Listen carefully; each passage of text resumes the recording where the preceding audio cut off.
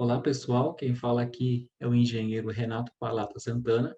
Eu sou colaborador no metrô de São Paulo, na parte de manutenção de centro de controle.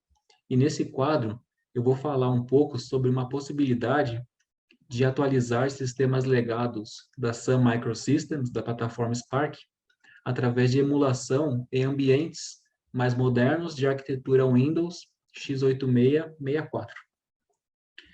Esse trabalho foi desenvolvido no metrô de São Paulo e agora eu vou passar brevemente aqui pelos autores. Então, eu sou engenheiro eletricista, especialista em engenharia de produção e eficiência energética. Estou na companhia desde 2011.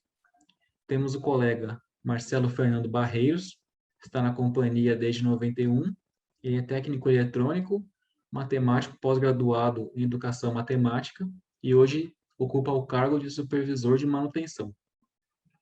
Temos também o colega Newton Ibério de Araújo, que está na companhia desde 87. Ele é técnico eletrônico e analista de sistemas e hoje ocupa o cargo de analista de manutenção de computadores. E por fim, temos o colega Francisco Moraes Gomes. Ele é mestre em cidades inteligentes e sustentáveis, especialista em desenvolvimento web, tecnólogo em processamento de dados e técnico em eletrônica. Está na companhia desde 97 e hoje ocupa o cargo de analista de sistemas. Bom, o nosso trabalho ele começa tratando de sistemas legados. E aí, o que é um sistema legado? Ele é um sistema de grande importância para a empresa, porque geralmente ele está diretamente associado à produção de forma crítica. E aí também é ele que fornece os principais dados gerenciais dessa produção. E aí, além disso, ele geralmente é o sistema que já foi quase que totalmente depurado. Então, a sua quantidade de erros já foi bem reduzida. E aí, ele está bem incorporado, bem enraizado na cultura da empresa. Porém, são sistemas que já têm a sua tecnologia obsoleta. E aí, o que isso implica? Então, uma manutenção mais complexa, um alto custo para obtenção de peças sobressalentes, né? E aí as peças sobressalentes já geralmente são de segunda mão. E aí mesmo assim, a substituição desse sistema pela empresa, ela é considerada de alto risco, porque esse sistema já está bem enraizado, já está bem depurado. E aí nós temos os sistemas legados da Sun Microsystems, né, baseados na plataforma Spark de arquitetura RISC. A principal diferença da arquitetura RISC, né, em relação ao convencional x86-64 é a quantidade reduzida de instruções para o processador. E aí, isso implica que os softwares, né, as aplicações que são rodadas nessa arquitetura, elas são mais estáveis. E aí essa arquitetura, né, ela foi protagonizada aí pela Sun Microsystems desde a década de 80, e no final da década de 90 e início dos anos 2000, esses sistemas, né, Spark, eles foram fortemente fornecidos às operadoras metroferroviárias, porque na época eles eram o tipo de sistema mais robusto que se tinha naquele momento. Então, sistemas críticos, sistemas de alto desempenho, o pessoal geralmente fornecia essa plataforma. E aí, com o passar do tempo, elas foram ficando obsoletas, né? Até porque a Sun, ela foi comprada pela Oracle em 2009, e aí isso tornou ainda mais difícil a obtenção de peças sobressalentes para esses sistemas. E aí, aqui a título de ilustração, nós temos aí a Sun Ultra 1 Enterprise, Sun Ultra 2, Sun Ultra 30, e também temos aqui, além dessas, a Sun Ultra 5 e a Sun Ultra 60. Bom, partindo agora para a próxima etapa do trabalho, que é a parte de virtualização, o que é a virtualização? Ela nada mais é do que a gente transformar uma máquina física em um pacote de software. E aí, uma nova máquina física vai executar esse pacote de software. Mas qual é a diferença, né? Então, aqui, nessa figura, a gente consegue enxergar bem o que acontece na virtualização. Então, nós temos aqui na arquitetura convencional uma máquina física, e essa máquina física, ela roda o sistema operacional que roda suas aplicações. É o sistema tradicional, né, de computação. Quando a gente passa para a forma virtualizada, então nós temos aqui a máquina física, o software de virtualização, e aí cada pacotinho desse representa uma máquina virtual, com o seu sistema operacional e com as suas aplicações. E elas rodam de forma independente. Uma máquina virtual não interfere na outra. E aí, quais são os benefícios da virtualização? Então, a gente consegue agrupar melhor as máquinas, a gente consegue aí melhorar o uso dos recursos computacionais, né, o uso de poder de processamento, de quantidade de memória RAM, de uso de rede, né, de quantidade de dados em rede e uso de disco rígido. E além disso, a gente consegue também melhorar a disponibilidade e confiabilidade do sistema, uma vez que essas máquinas físicas servidores, eles possuem uma confiabilidade muito maior. Então, aí tem a tecnologia de RAID, duplicação de disco rígidos, né? Temos fontes de energia elétrica dualizadas, né? A título de exemplo. E também a gente consegue uma melhor eficiência energética, porque a gente está retirando máquinas físicas do sistema, né? Estamos diminuindo o número de máquinas físicas que consomem eletricidade. E aí nós temos os softwares de virtualização, o VMware, ele é o líder de mercado. Nós temos também o Microsoft Hyper-V, que ele está incorporado no sistema operacional Windows, né, da Microsoft. Nós temos também o Oracle VirtualBox, o Citrix Xen Server e o QEMU, de Fabrice Bellard. Esses três primeiros, o VMware, o Hyper-V e o VirtualBox, eles possuem a licença de uso. Então, é preciso que a empresa compre, né, essa licença para poder executar os softwares. Enquanto que o Xen Server e o QEMU, eles possuem licença freeware. Então, o uso comercial é livre, né, o que chama a atenção para o uso desses dois.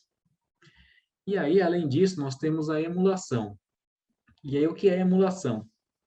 Na virtualização, a gente utiliza a mesma plataforma para a máquina virtual e para a máquina física. Então, se a nossa máquina física é da arquitetura x86-64, a máquina virtual também é da arquitetura x86-64. Na emulação, isso já, já se torna independente, né? Indiferente. Então, nós temos uma máquina física de uma arquitetura e ela pode rodar uma máquina de outra arquitetura. Então, o emulador, que seria o software, né, que faz essa conversão, ele precisa produzir sempre a mesma resposta, né, para o software de entrada, e isso independente da plataforma. E aí, qual que é a principal consequência disso, a principal vantagem? A gente consegue executar o mesmo programa em outra arquitetura. E aí, a gente conseguiria, por exemplo, emular um sistema Spark, né, de forma virtual dentro de uma máquina de plataforma x86-64. E aí, quais seriam os softwares, né, capazes de fazer essa conversão? Então, o QEMU, né, que a gente já citou lá atrás, de virtualização, ele tem essa possibilidade. Também temos aí o IBM Quick Transit, temos também aí o Wind River SYN-ICS, e temos também o The Machine Emulator, de Matt e Freedet. A gente viu que o QEMU ele se mostrou a melhor opção para fazer essa emulação do Spark. O Quick Transit, ele chegou a ser testado, a gente testou também as outras soluções, e o Quick Transit, ele foi descontinuado pela IBM.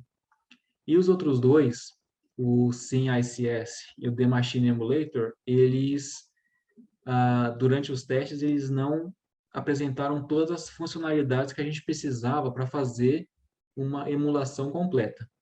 Então, os testes a seguir, né, e os resultados que a gente teve foram obtidos através do uso do QEMU. Bom, e aí nos testes preliminares, né, a gente usou o QEMU em sua versão 4.0 e nós conseguimos emular uma máquina virtual da Sun SparkStation 5. Essa série, Sun SparkStation 5, ela é a série que veio imediatamente antes da Sun Ultra. Então, ela tem características muito próximas da máquina final que a gente precisava emular. E aí, aqui está o resultado, né, da máquina virtual que a gente obteve. Então, temos aqui um processador virtual da Fujitsu, né, com um clock de 867 MHz. E para esse modelo de máquina, SparkStation 5, o QEMU ele consegue montar um clock virtual baseado no seu processador físico. Então, quanto mais potente for o seu processador físico, melhor vai ser o processador virtual da sua máquina emulada. E aí, essa máquina Sun SparkStation 5 tem um limite de memória RAM de 256 MB. Outra limitação que a gente tem no QEMU, nessa versão 4.0, é a questão da BIOS da máquina, né? Ele ainda precisa da BIOS dessa máquina Sun SparkStation 5, né? E aí isso limita bastante o nosso uso. Mas aí a gente continua testando, e aí em sua versão 5, QEMU versão 5.0, nós já conseguimos emular, além da Sun SparkStation 5, conseguimos emular também a Sun SparkStation 20, que já é uma máquina bem mais avançada, né? Então, nós temos aí um processador Ultra Spark, né? Com 512 megabytes de memória RAM. Apesar do processador ter ficado apenas com 170 MHz, a gente viu que o desempenho dessa máquina ele é muito superior ao da Sun SparkStation 5. E aí, outra modificação que o QEMU 5.0 trouxe para a gente é referente à questão da BIOS, que agora o próprio QEMU ele já fornece para a gente uma BIOS aberta. Então, a gente já não precisa mais ter aí uma máquina Sun nesse modelo para utilizar a sua BIOS na emulação. E aí, um outro teste que a gente fez foi rodar o QEMU dentro de um cluster, né? Um cluster é um agrupamento de máquinas físicas dentro de um VMware. Então, nós tínhamos um conjunto de máquinas físicas. Esse conjunto rodava um VMware ESX. E dentro desse VMware ESX estava rodando um Linux, né? Um sistema operacional Linux. E dentro do Linux, rodando o QEMU. E então, quer dizer, é uma emulação virtualizada. E o resultado foi positivo. Nós conseguimos executar as aplicações sem problemas. E, inclusive, né, com o cluster a gente consegue algumas funcionalidades a mais, né, que a VMware oferece para a gente, que é a parte de tolerância à falha. Tentamos fazer esse mesmo teste dentro de um VirtualBox, né? Então, um VirtualBox rodando um Linux, rodando um QEMU. E aí a gente não obteve sucesso. Então, a gente entende que o QEMU, apesar de ele ser um emulador, ele precisa acessar diretamente aí algum hardware físico, né? E com o VMware nós conseguimos aí algumas funcionalidades de tolerância à falha com a utilização dos clusters. Bom, a partir daí nós passamos a testar as aplicações do metrô de São Paulo, né? Dentro do QEMU, né? Sendo rodadas de forma emulada. Então, nós temos aí a aplicação de servidor de comandos de regulação, né? Que são os servidores que tratam aí a parte de regulação da linha, né? Dos trens. Então, tentar manter o mesmo headway e carregar a tabela de viagens, né? Nós temos 4 máquinas a Ultra 1 Enterprise com essa aplicação, e aí nós rodamos ela em 2 servidores físicos, né? Servidores Intel Xeon, né? Dell Precision 5500. Então, pegamos 2 servidores físicos e em cada um deles colocamos duas máquinas emuladas. E aí, nós tivemos bastante ganho com isso, porque a gente conseguiu aumentar a confiabilidade, né? Porque as máquinas físicas agora elas são mais robustas, né? Em relação à Sun Enterprise, e ganhamos também eficiência energética, né? Porque 2 máquinas consomem menos energia elétrica do que 4 máquinas. E tivemos a redução de custo, né? Consequentemente, e melhoria na manutenção, porque para a gente restabelecer uma máquina virtual é muito mais simples, né? Apenas uma cópia de arquivo. Então a gente pode já até inclusive manter cópias, né, de segurança, e se acontecer algum problema com essas máquinas físicas, a gente já pode subir essas máquinas reservas, né, e restabelecer de forma mais rápida. Além do fato da gente conseguir manter máquinas físicas, servidores no padrão x8664 de forma muito mais eficiente, né? A gente ainda tem peça no mercado, né? As peças não são tão caras quanto esses modelos da Sun. E passando aqui para a próxima etapa, nós temos a emulação de aplicações de interface homem-máquina. Então, aqui a gente tem 3 aplicações, né? Que a gente rodava em máquinas Sun Ultra 30, né? Cada uma em uma máquina física.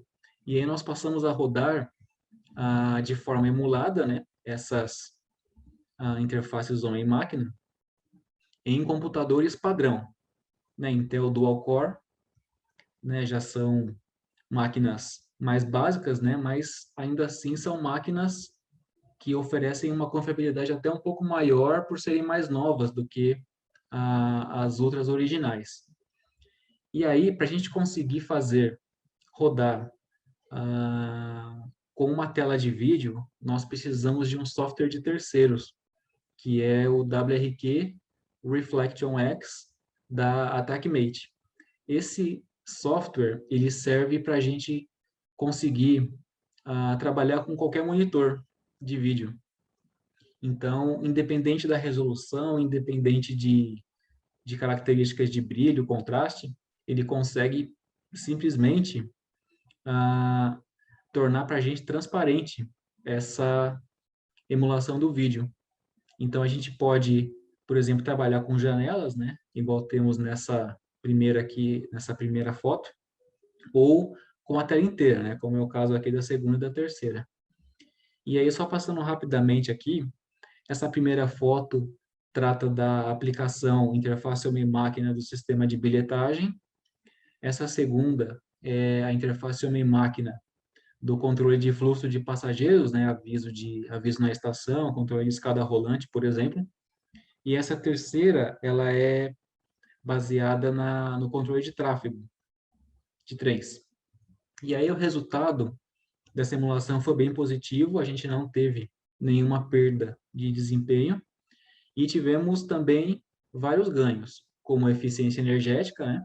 Porque as máquinas utilizadas são mais eficientes do que as máquinas Sun Ultra 30, né, utilizadas anteriormente, consequentemente a redução de custo, a melhoria na manutenção já citada, né, na aquisição de peças, no tempo de restabelecimento do sistema, e também tivemos uma melhoria para a operação, pelo fato de que as máquinas antigas, Sun Ultra, elas tinham o seu próprio mouse e teclado, né, os seus periféricos específicos, que já eram antigos, né, para comparado com os que a gente tem hoje. E aí a gente conseguiu substituir o mouse que era anteriormente de bolinha ainda, né, aquele de baixa resolução, por mouse ótico, mais preciso, né? E isso representou um ganho para a operação conseguir dar os seus comandos, né? Fazer a operação do sistema.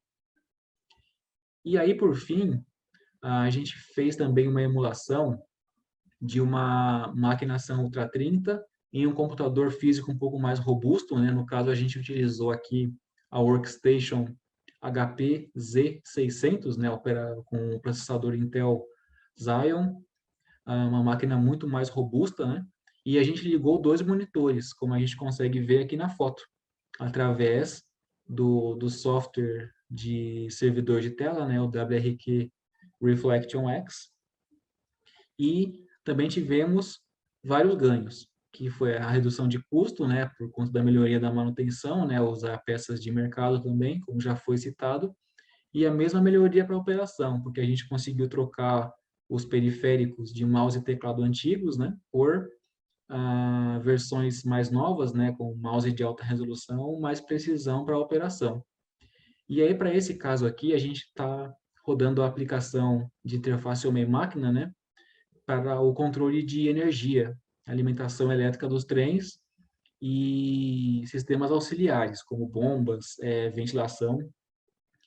E para esse sistema, a gente precisou fazer também uma adaptação que acabou entrando direto como modificação da aplicação, porque o QEMU ele tem uma outra limitação, que é a questão do som.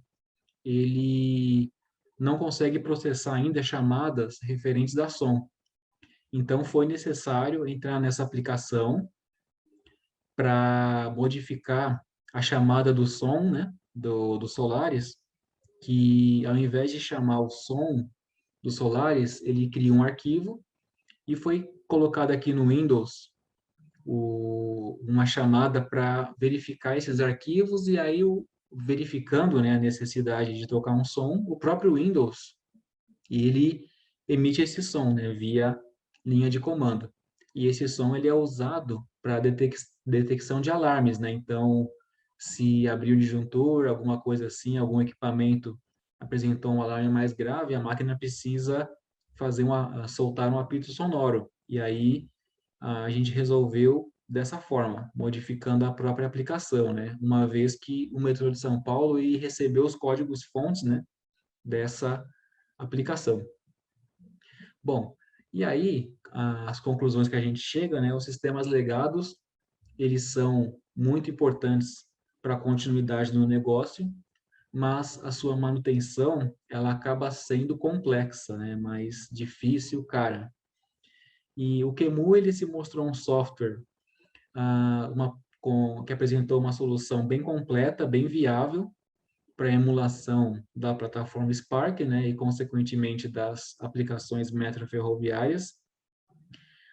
Tivemos algumas melhorias com isso, né, que foi economia no consumo de energia, que se a gente considerar que essas máquinas ficam ligadas 24 horas, nos 7 dias da semana, nos 365 dias do ano, de forma ininterrupta, isso acaba representando uma grande economia ao longo do tempo. E, além disso, nós conseguimos acrescentar novas funcionalidades que não estavam disponíveis na época da implantação desse sistema legado. Porque as máquinas antigas da série Sun Ultra, elas não possuíam, por exemplo, a tecnologia de RAID, né, que é a redundância dos discos rígidos, bem como a questão de fontes elétricas redundantes. E isso a gente conseguiu incorporar nos sistemas utilizando a emulação em conjunto com a virtualização. Então, se mostrou uma solução bem viável. O metrô de São Paulo já tem algumas máquinas operacionais, como a gente mostrou, e já vem usufruindo dessas benfeitorias relacionadas a essa atualização dos sistemas legados. Bom, pessoal, era isso que eu tinha para mostrar para vocês. Meu muito obrigado a todos por terem a disponibilidade de assistir esse quadro até o final. E aqui, nesse último slide, fica o meu contato, para caso alguém tenha interesse em conhecer mais sobre a solução, ou alguma dúvida, ou alguma crítica, vai ser muito bem-vinda. E eu gostaria de agradecer a todos que assistiram ao Metrô de São Paulo pela oportunidade de desenvolvimento desse trabalho, aos colegas que participaram aí efetivamente da implantação e a AIAMESP aí pela oportunidade da gente divulgar todo esse trabalho. Então, muito obrigado a todos e até a próxima.